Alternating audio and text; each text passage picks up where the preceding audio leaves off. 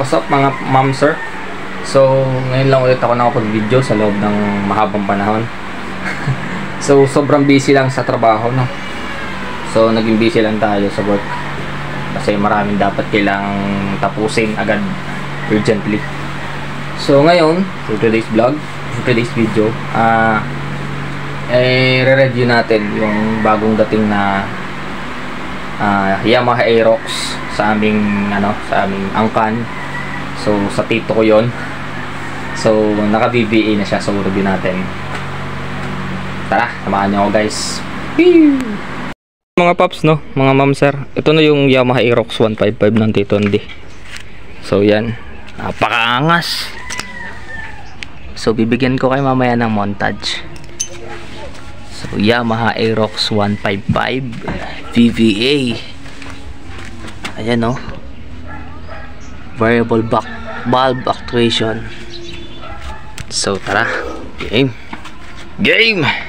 At ang displacement ng Aerox 155 is 155cc, liquid cooled, 4-stroke, single overhead cam, 4 valve, at may maximum power na 15 horsepower at 8,000 rpm, 13.9 Newton meter at 6,500 rpm. So VVA na po siya, no?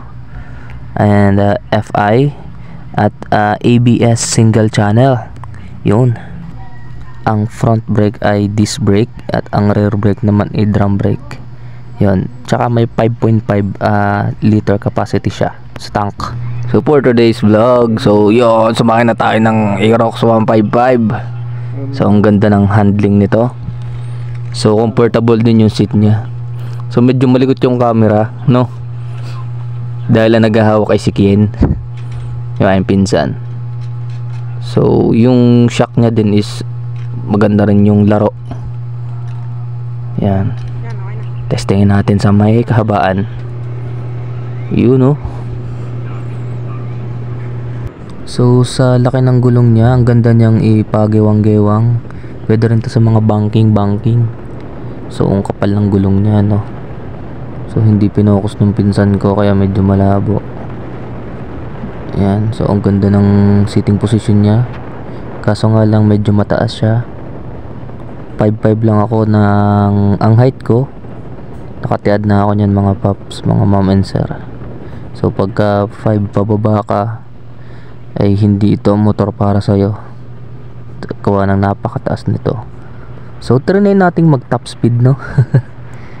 Trinay natin yung mild na top speed niya ngayon dito sa may amin. Try lang naman. Hindi ko in-expect na umabot siya ng 100 plus. Kita ko kasi sa sa milyahe is 109. Tapos hindi na nakita dito gawa ng nakaharang yung ulo ko. Yun, 109. So ito yung screenshot mga mom and sir. So wala akong masabi sa Aerox, no? Kahit idayo mo to ng malayo, from Batangas to Ilocos, kaya to. Napakaganda niya, napakasarap dalhin niya, hindi nakakangalay. Napakagandang motor nito. Yung sana soon magkaroon din tayo, no? Napakaangas pa ng forma. So 2024 model to guys ng Aerox. Mga ma'am sir, so natapos na yung review natin sa sa Aerox. So solid yung niya, yung handling niya. Tapos kahit bago, ang lakas niya humatak sa parangkada, gitna at saka dulo. So nakita nyo man, medyo malikot lang kasi wala pa tayong permanent camera eh. So banda-banda pa rin, baka makapag-ipon tayo, makabili tayo or something like that pagka medyo kumikita na tayo sa Facebook, no? So yun, bali ang pangako nga pala sa inyo.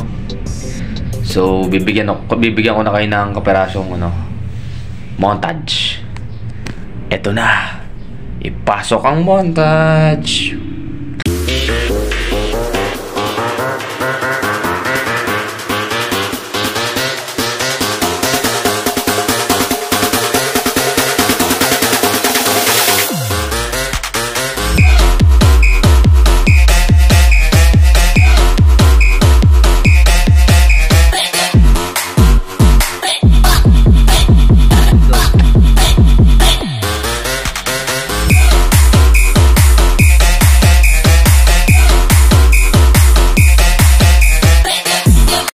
So yun, nais kong pasalamatan lahat ng nasuporta sa akin, sa mga bago sumuporta sa akin, sa mga binigyan ko ng sticker. Hindi ko na kayo may isa-isa, shoutout sa inyo lahat.